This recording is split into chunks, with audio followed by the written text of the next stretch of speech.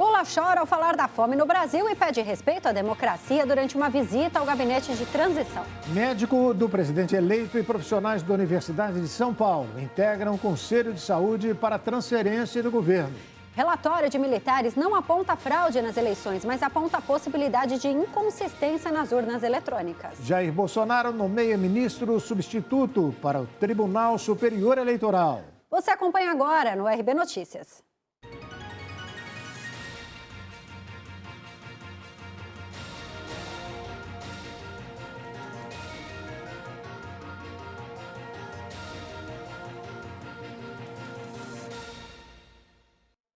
O presidente eleito Lula chorou ao falar sobre tirar brasileiros da fome e afirmou que o seu vice, Geraldo Alckmin, não será ministro.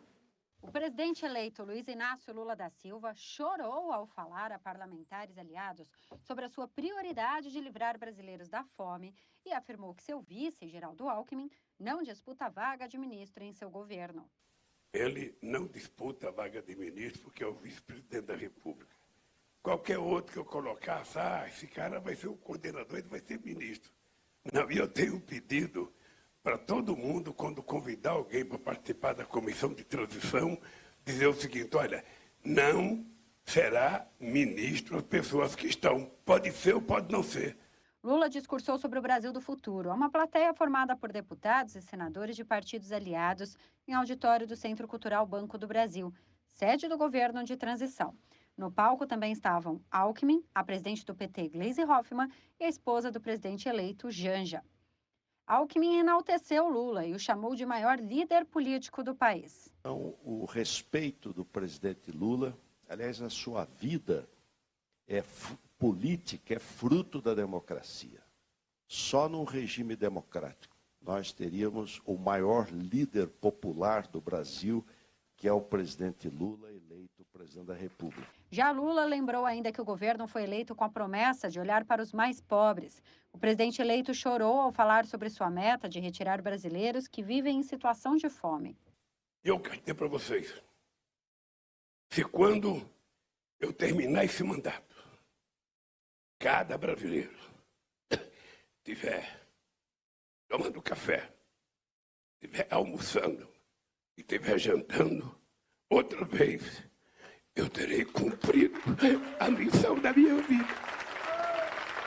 O novo presidente lembrou de sua prisão e voltou a atacar os responsáveis pela sua detenção. Eu fui acusado das maiores infâmias, sem que o acusador jamais pudesse provar. Eu não tive que provar a minha inocência. Eu tive que provar a culpa de quem me acusou. Eu tive que provar a culpa do Moro. Eu tive que provar a culpa do Dallagnol. E graças a Deus conseguimos provar. Médico particular de Lula, o cardiologista Roberto Calil, irá assessorar a equipe de transição de governo na área da saúde. O médico cardiologista Roberto Calil irá comandar uma equipe de assessoria à transição de governo na área da saúde, que será coordenada pelo senador petista Humberto Costa. Além de Costa, a equipe da saúde na transição de governo contará com nomes como Alexandre Padilha, Arthur Quioro e José Gomes Temporão. Além de Calil, Lula contará com consultores para ajudar nesse processo, porém, esses outros médicos não estão na equipe de transição. Entre os colaboradores estão Miguel Sroug, ex-professor titular de Urologia da Faculdade de Medicina da USP e da Escola Paulista de Medicina, Fábio Jatene, professor titular de Cirurgia Cardiovascular da Faculdade de Medicina da USP, Giovanni Guido Serri, professor titular de Radiologia, Carlos Roberto Ribeiro de Carvalho, professor titular de Pneumologia da Faculdade de Medicina da USP, Cláudio Lotenberg, presidente do Conselho do Hospital Israelita Albert Einstein, José Medina, professor titular de Neurologia da Unifesp, Drauzio Varela, oncologista, Lina Mara Riso Batistella, professora titular de Fisiatria da Faculdade de Medicina da USP. Já o senador Randolfo Rodrigues anunciou na manhã desta quinta-feira que estará na coordenação do Grupo de Desenvolvimento Regional do governo de transição. A grande discussão da semana é uma provável pedra no sapato de Lula é de como arrumar dinheiro para manter o Auxílio Brasil no valor de R$ 600. Esse imbróglio é o assunto para Ney Gonçalves Dias. Fala, Ney.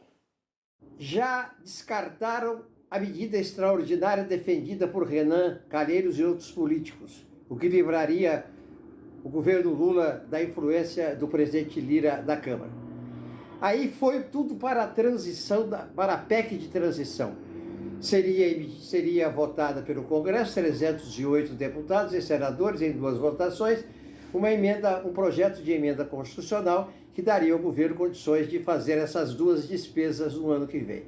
Mas isso envolve também complicações, são 308 deputados que estão deixando o mandato. Você tem pouco tempo para resolver o problema. Você tem agora até janeiro, depois acabou, não tem mais tempo.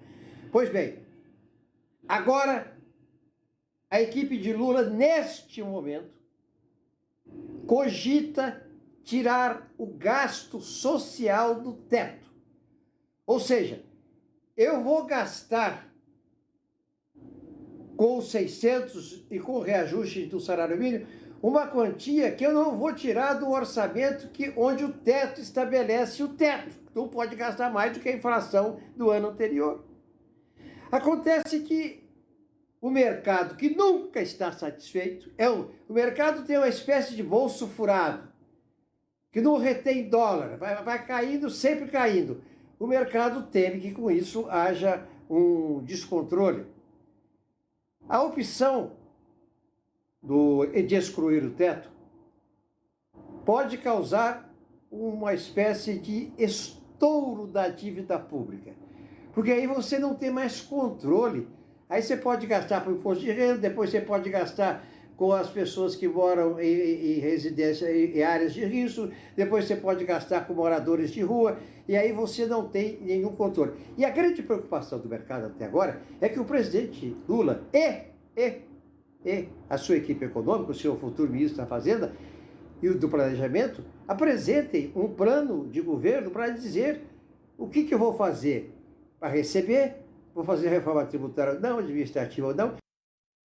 O ministro Gilmar Mendes, do Supremo Tribunal Federal, mandou desbloquear dinheiro de Lula retido em desdobramento da Operação Lava Jato.